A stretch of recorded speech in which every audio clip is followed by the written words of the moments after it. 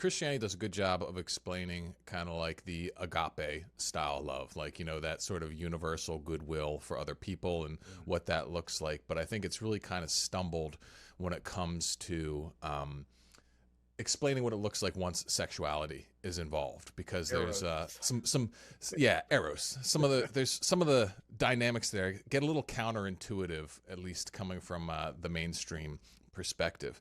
And this actually is a good segue into one of the things I wanted to talk to you about is, what do you think some of like the biggest misinterpretations of Christian teaching are that contribute to dead bedrooms? Well, if I had to sum it down to like one thing, it's the idea that this is something that good sex or getting sex in general is something you are entitled to as a husband in your marriage. And then maybe, kind of going one level deeper on that, is the idea that the guy gets something out of his sex, that he needs sex, and that, this is her duty to sort of just give it to you. And that whole frame is the key to a very unsatisfying bedroom, and ultimately getting closer and closer to a dead bedroom, because it's not satisfying for her, but it's also, when it comes down to it, not satisfying for him. And I think ultimately this goes as far as what scriptures they try to pull from. 1 Corinthians 7 is a big thing. And I think it's a deep misunderstanding of what St. Paul was trying to talk about in that passage, where it's like he's trying to say that husbands and wives should actually live together and have sex, right? Like there was this idea that early Corinthians, they were going off the rails in the New Testament era. That on the one hand, they were saying that since sex isn't spiritual, it's not important, and so you can do whatever you want. But then on the other hand, they were saying because sex isn't spiritual, if you wanted to be a really good married couple, you should like live apart and just like be monastics or whatever, quasi like monastic like things. And so you had all this going on, and Paul's like, no, you should live together. And so there's this verse in there that's like a man should give his sexuality to his wife and the wife to her husband freely. And people are like, yeah, should. So therefore, there's no not being in the mood or whatever. You need to do your duty. And they miss all the organic, just what it takes to build attraction in a sexual dyad. Like there's a whole mess of stuff that you need to learn to do that well. And the idea that you can kind of sidestep that because you got some rules, it's pretty darn legalistic.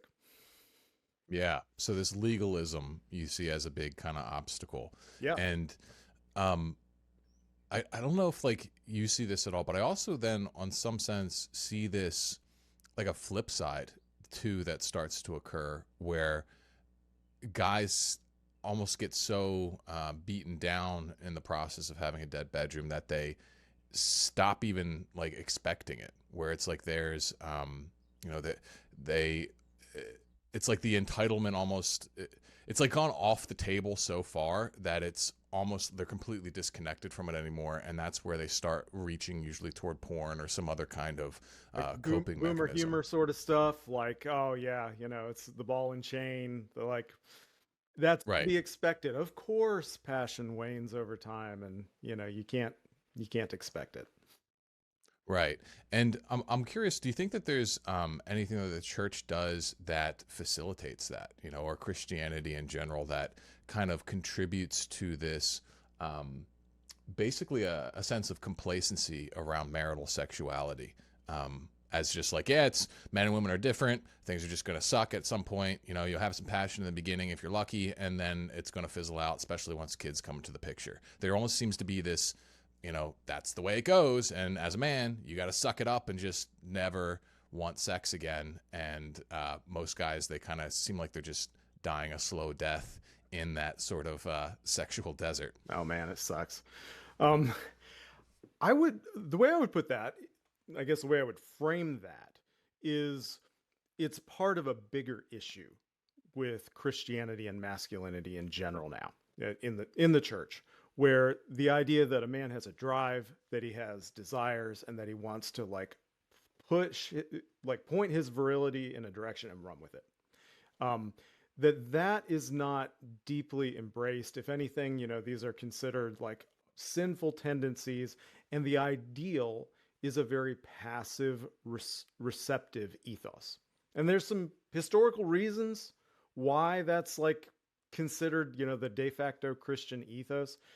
I think it was David Murrow in his book, Why Men Hate Going to Church, had this fascinating like social experiment they did. They got this old book.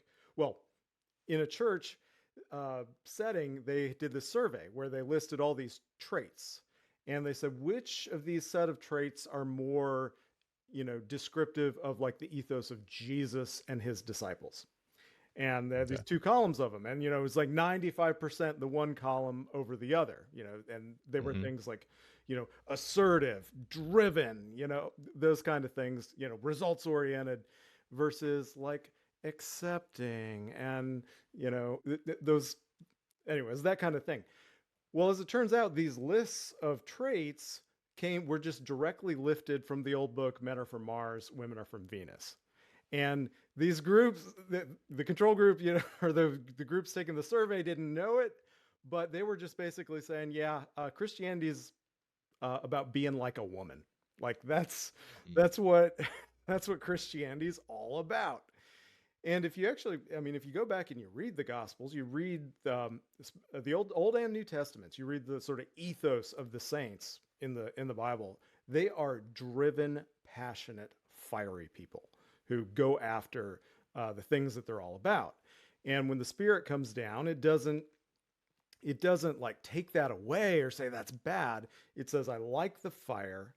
I want to correct the aim, where I want you to aim the fire. And so I think basically you take that ethos into the bedroom, right? And you say, just be passive, just wait, be patient, kind of go with the flow. And you tell that to a man, and yeah, that's a recipe for a dead bedroom, if ever there was one. Yeah, and it's interesting you say that, because what I've seen kind of when I've worked with guys around, their marriages, their dead bedrooms and things like that, they, especially if they've got some either familiarity with red pill stuff, or they just got a lot of repressed resentment, they kind of only see two like polarized paths to fixing their relationship. It's either I'm going to be the passive good boy who's just tries, my whole goal is to just make her happy. Just roll over, be as peaceful, as accepting, as understanding, as kind and gentle and all that kind of stuff. It's like, I'm going to be that, or I'm going to be like this, like red pill mad dog, dominant monster kind of dude. You can be the simp or the asshole. Those are your only options. That's basically what I see. One of those two was guys kind of struggling. Right. Exactly. And the reason why I think guys struggle is because it gets a little complicated to find that middle path where you're strong and loving, where you're, have compassion for your partner and care for their feelings, but then you also have a respect for yourself in the process and what you will not tolerate, what you want, all that kind of stuff. And they don't know how to mesh them together.